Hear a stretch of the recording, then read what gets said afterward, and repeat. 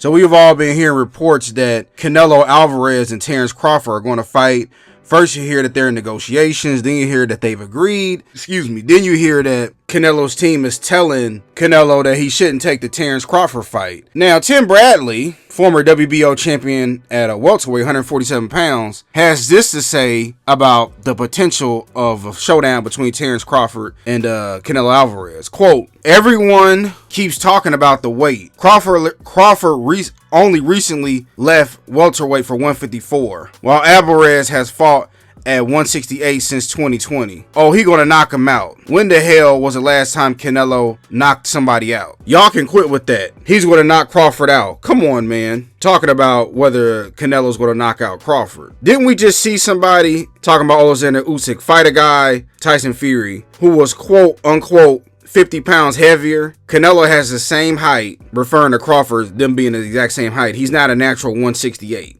He later goes on to say, basically, don't run now, Canelo. Remember what you said, easy fight, easy fight, easy fight. Now, this is what I have to say about it, right? Alexander Usyk did move up to heavyweight after becoming undisputed at cruiserweight. Now, you can make the argument that he should have been a heavyweight anyway, even though people say he's a little guy. He's what, 6'2", anywhere between 6'2" and 6'4". I can't remember exactly. But he went up there and he beat David Dubois, he beat Anthony Joshua Tice, and he beat Tyson Fury. So while I do get what Tim Bradley is saying that you can move up 50 pounds like a Usyk never fought a Wilder with the Alabama Slammer. You know, you get hit with the right hand, and it's a wrap. You going to sleep. And I'm saying fighters like those, stylistically, Anthony Joshua he fights like a robot. Daniel Dubois, who you could make the argument that he hit Usyk on the belt line, and the ref said it was a low blow. And even a Tyson Fury, he doesn't have the same power as a Deontay Wilder or a Mike Tyson. Or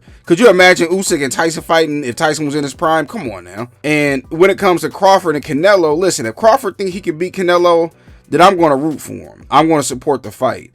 And maybe Crawford does go in there and beat Canelo. But with Canelo just being a naturally bigger fighter, if he hits Crawford a certain way, Crawford may go to sleep. Now, listen, Canelo, I really can't think of the last time he knocked somebody out. But I do know that, he's hurt people. Now, when he moved up and fought Bivol, I mean, it was one-sided, and you knew Canelo was just too small, and a lot of the cherry picking had ceased to exist. The cherry picking did him wrong this time. He picked the wrong person. But I don't know, man. It's just, man. If Terence Crawford can go in there and beat Canelo, to me, he has the best resume since 2000. You can't even argue that.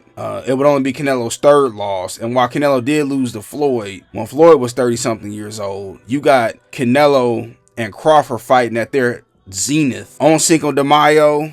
And if Canelo, and I believe Canelo's a champion at 168 too. So, I mean, wow, it would just be, yeah. Nobody can ever say anything else about Terence Crawford again. But I just want to get my quick thoughts about it. I mean, I do think that Crawford can beat Canelo skill-wise. He could go in there and outbox him, but can he take a punch? Does he still have that quickness to not get hit? But let me know what y'all think.